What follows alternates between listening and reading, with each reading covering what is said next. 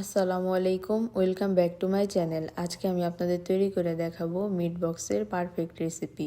হাতের নাগালে থাকা কিছু উপকরণ দিয়ে ঝটপট কিভাবে মিট বক্স তৈরি করতে পারেন সেটির সহজ রেসিপি আজকে আমি আপনাদের দেখাবো। বোনলেস চিকেন নিয়ে নিয়েছি, আমি যেই পরিমাণে বানাবো সেই পরিমাণে নিয়ে নিয়েছি, আপনারা আপনাদের পরিমাণ মতো নেবেন।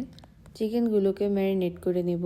হাফ চা চামচ পরিমাণে লবণ, হাফ চা চামচ পরিমাণে জিরা গুঁড়া, হাফ চা চামচ পরিমাণের অর্ধেক পরিমাণ কালো গোলমরিচের গুঁড়া, দারুচিনি গুঁড়া, হাফ চা চামচ পরিমাণ মরিচের গুঁড়া, 1 চা চামচ পরিমাণ সয়া সস, হাফ চা চামচ পরিমাণ আদা রসুনের পেস্ট, 1 চা চামচ পরিমাণে টমেটোর সস দিয়ে সবগুলো উপকরণকে ভালোভাবে মিশিয়ে নিচ্ছি। মিশিয়ে নিয়ে 20 মিনিটের মতো রেস্টে রেখেছিলাম। আপনাদের হাতে সময় থাকলে আরও বেশি সময় রেস্টে রাখতে পারেন।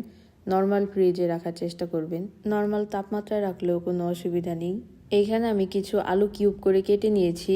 এই আলুগুলোকে ফ্রেঞ্চ ফ্রাইয়ের মতো করে ভেজে নেব। ম্যারিনেট করা মাংসগুলোকে নর্মাল ফ্রিজ থেকে নামিয়ে নিয়েছি। এবার কিউব করে কেটে রাখা আলুগুলোকেও মাংসের মধ্যে দিয়ে দিচ্ছি। একই মশলায় ম্যারিনেট করে নেব।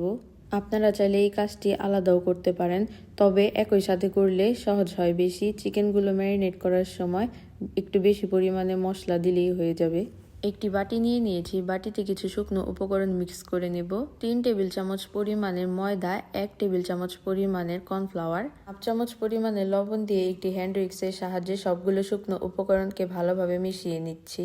কালো গোলমরিচের গুঁড়া এবং মরিচের গুঁড়াও এখানে ব্যবহার করতে পারেন। আমি যেহেতু চিকেন ম্যারিনেটের সময় বেশি পরিমাণে ব্যবহার করেছি, এজন্য এখানে আর ব্যবহার করিনি। একটি বাটিতে 1 কাপ পরিমাণে পানি নিয়ে নিয়েছি চিকেনগুলোকে ম্যারিনেট করার জন্য। ম্যারিনেট করে রাখা মাংস এবং আলুগুলোকে এবার কোট করে নেব। মাংস এবং আলুর টুকরোগুলোকে আমি 2বার কোটিং করে নিয়েছি, আপনারা চাইলে একবারও কোট করে নিতে পারেন। 2বার কোট করলে বেশি ক্রিস্পি হবে খেতে। প্রথমে আমি সবগুলো মাংসের টুকরোকে কোট করে নিয়েছি, তারপরে আলুর টুকরোগুলোকে কোট করে নিয়েছি। সবগুলো মাংসের টুকরোকে ডাবল কোটিং করে নিয়েছি। চুলায় একটি প্যানে পরিমাণ মতো তেল গরম করে নেব। তেল অনেক বেশি পরিমাণে গরম করে নিতে হবে। তেল পরিমাণ মতো গরম করে নিয়েছি, এবার সবগুলো চিকেনকে ভেজে নেব। এবার মিশিয়ে রাখা শুকনো উপকরণগুলোর মধ্যে কিউব করে ম্যারিনেট করে রাখা আলুগুলোকেও কোট করে নিচ্ছি। এদিকে চিকেনগুলো ভাজা কমপ্লিট। যেহেতু ডুবো তেলে চিকেনগুলোকে ভেজে নিয়েছি, সেহেতু বেশি উল্টে পাল্টে দেওয়ার কোনো প্রয়োজন নেই।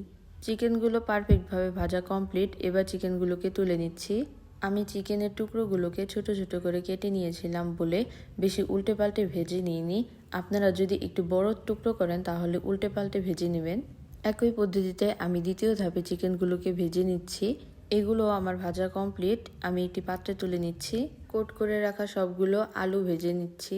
আলুগুলোকেও উল্টে পাল্টে ভেজে নেওয়ার কোনো প্রয়োজন নেই, এগুলোকেও ডুবো তেলে ভেজে নিচ্ছি। সবগুলো মাংসের টুকরো এবং আলু ভাজা কমপ্লিট। এখানে আমি 6টি চিকেন সসেস কেটে নিয়েছি। সসেসগুলোকে একই তেলে ভেজে নেব। সসেসগুলোকে বেশি ভাজার প্রয়োজন নেই, হালকা একটু কালার চেঞ্জ হলেই সসেসগুলোকে উঠিয়ে নিতে হবে, না হলে কুঁচকে যাবে। সসেসগুলো ভাজা কমপ্লিট, এবার তুলে নিচ্ছি। এই তো সবগুলো ভাজা কমপ্লিট হয়ে গেছে। একটি বাটিতে মেয়োনিজ নিয়ে নিচ্ছি। মেয়োনিজের এই রেসিপিটিও খুব শীঘ্রই আপনাদের সাথে শেয়ার করব। 4 চা চামচ পরিমাণের টমেটোর সস এবং 4 চা চামচ পরিমাণের মেয়োনিজ আমি এখানে ভালোভাবে মিশিয়ে নিচ্ছি। মিক্স করা হয়ে গেছে। এবার মাংসের টুকরোগুলো, আলু এবং সসেসগুলোকে দিয়ে দিব। দিয়ে ভালোভাবে সবগুলোকে মিক্স করে নিব।